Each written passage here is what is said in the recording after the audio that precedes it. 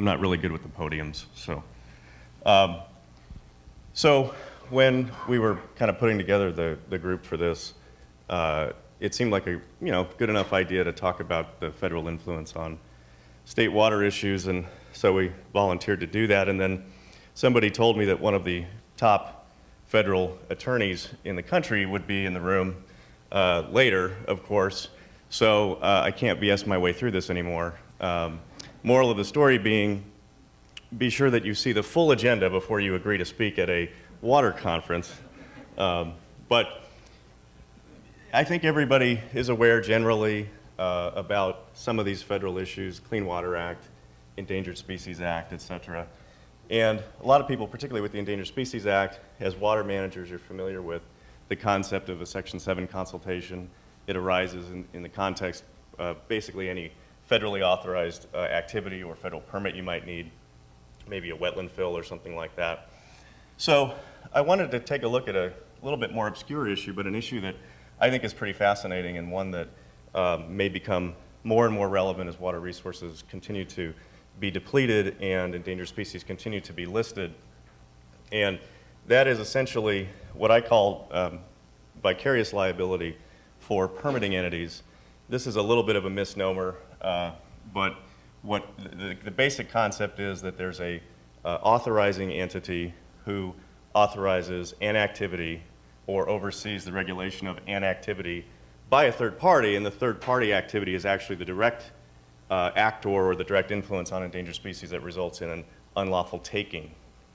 So for basic orientation, Section 9 of the Endangered Species Act prohibits any individual, and that's very loosely defined to include political subdivisions or other entities from killing endangered species, and this seems pretty reasonable, and we can all be in favor of that.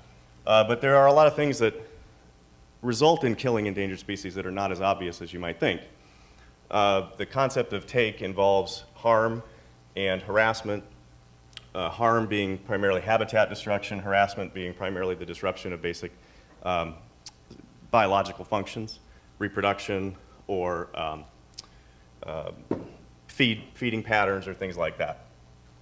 So there was a very interesting case that was developing in Texas over the last couple of years that we've been watching very closely, primarily because it involves a species that is migratory and that flies right through the state of Nebraska and, in fact, likes to spend time, occasionally, when you can find them, on the Platte River, and that is the whooping crane.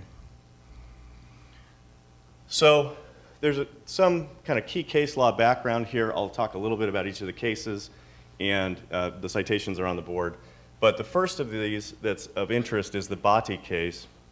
This involved a situation where wildlife managers were developing a plan to allow a deer hunt in an area that bald eagles frequented when this was a problem with bald eagles. The basic argument was you're going to allow this deer hunt in this wildlife area, and deer are shot with lead slugs, and bald eagles are going to come and eat the carrion, and they're going to swallow the lead, and they're going to die. And the plaintiffs sought to enjoin this deer hunt on that premise. The court basically said, look, that's a little too tenuous. The plaintiffs definitely showed that eagles would die by ingesting lead, and that's not a great surprise. But what they couldn't show was that the deer hunt itself would result in this form of take. The interesting thing about this case is that the plaintiffs were seeking to establish kind of a straight numerical standard, and they wanted the court to say that, hey, a 1 in a million chance is enough. If there's a 1 in a million chance that an endangered species is going to die from some activity, then you should enjoin it. And the court rejected that formulation and said, no, this is a case-by-case analysis. We have to consider issues of foreseeability and proximate cause. The next case was Strahan versus Cox that I have listed. This involved the taking of northern right whales off the coast of Massachusetts. Basically, the state Marine Fisheries Division was authorizing the use of fixed fishing gear, and northern right whales were being caught up in this gear, and they were dying. And there was no dispute about that. In fact, they had found 9 whales that had been entangled in this gear and had perished as a result of that. The court had no trouble in that case finding that the Wildlife Division was in fact liable for take for permitting that activity, even though the Wildlife Division itself was not engaging in the activity. And the court distinguished the body case on the basis that they were actually finding the dead bodies entangled in these things.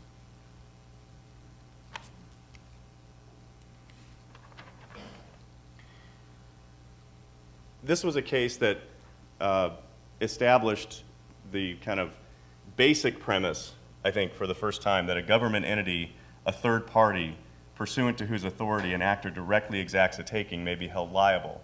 And the court specifically rejected the argument by the Marine Fisheries Division that they were an indirect cause of this taking. The state of Massachusetts, on behalf of the Marine Fisheries Division, was trying to argue that if this were true, then the state could be held liable for authorizing people to have driver's licenses, because occasionally people with a driver's license drive cars into endangered species, and the state should not possibly be held liable for that kind of a scenario. And the court said that analogy simply doesn't apply. In the context of fixed fishing gear, the state is actually authorizing an activity that by its very nature is unlawful, because it directly results in the taking of northern right whales. So the notion of a motorist somehow killing an endangered species simply wasn't applicable, because you can engage in the activity, driving, obviously, without killing endangered species. The next case, or the next suite of cases, is the Volusia County cases. Kind of a long history to them. I'll try to keep it very simple. The species at issue were loggerhead turtles, baby turtles.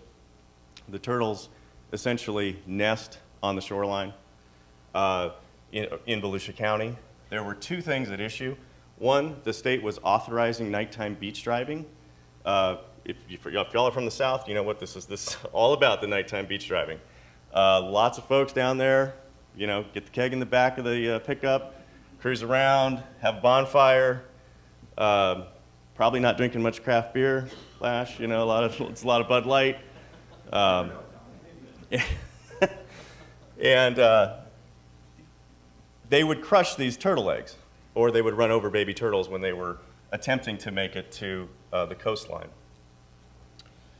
Not surprisingly, again, if you follow the Strahan concept, this is an activity when you have so many people driving and so many, millions of turtle eggs or baby turtles, which you really cannot engage in at night without crushing baby turtles.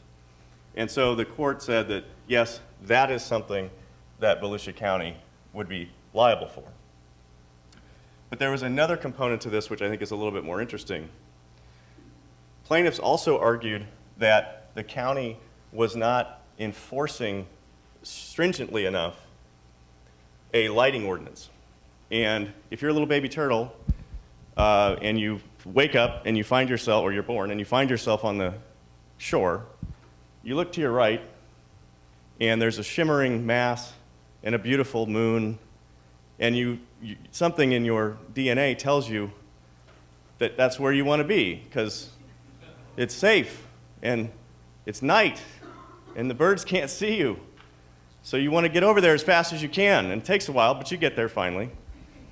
But the problem is, it's like freaking Atlantic City down here. So you got lights everywhere on the boardwalk. And so you sit there and you say, well, okay, I get that's brighter than that, so I'm going to go this way, only to find yourself slamming against the boardwalk, and you get dehydrated and you die. So plaintiffs were saying, look, that you got to do something. You got to do something about this. You have to prohibit artificial beachfront lighting. And if you don't, you're taking these animals. And the court ultimately said, after various iterations, that's too far. We're not going to hold the county liable for failing to be more aggressive in terms of developing a more aggressive artificial beachfront lighting ordinance. The real actors, quote unquote, in that context are the people that put up the lights and do their thing, and they're not before us. So that claim was dismissed.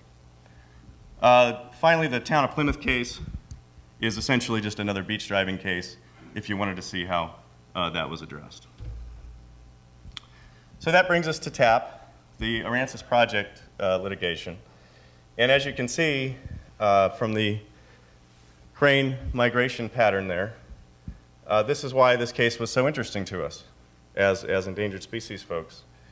We thought that if this case went the other way ultimately than it did, that there would maybe be some similar suits throughout the range of the whooping crane. Unfortunately for our bottom line, that didn't happen, so I'm going to have to find something else to do. But anyway, by way of background, whooping cranes basically overwinter in the Aransas National Wildlife Refuge down in Texas. This is adjacent to the San Antonio Bay and the Guadalupe Estuary. These two water bodies are fed by the rivers of their same names. And the Texas Commission on Environmental Quality is responsible, kind of like our Nebraska DNR is responsible for issuing surface water permits and regulating the use of water in that state. In 2008, plaintiffs essentially formed an organization to sue over this relatively large death of 23 whooping cranes. Doesn't sound like a lot, but the whole population was estimated to be 280, so it's a pretty big number. They were suing kind of on the same theory as to vicarious liability, and they were seeking to essentially halt water diversions, state law issued water diversions, and to force the TCEQ to develop a habitat conservation plan to support its permitting program and engage in various activities to try and reduce the amount of fresh water that was being taken out of the rivers. And they had some pretty good evidence at the district court level that there was this connection between higher salinities and lower water flows. And when salinities increase in an estuary, the stuff that the whooping cranes would feed on would be, have a hard time, because things like blue crabs and other things that these cranes like to eat, they can't live in the higher salinity waters. So plaintiffs were saying, look, you guys are authorizing this. It's resulting in a depletion of freshwater inflows, which results in an increase in salinity, which in combination with various other things means that these birds, when they arrive to overwinter, are starving to death. And in fact, some officials did I believe the term is necropsy, on these on these individuals, and concluded, yeah, in fact, these things starved to death while they were at the Aransas National Wildlife Refuge.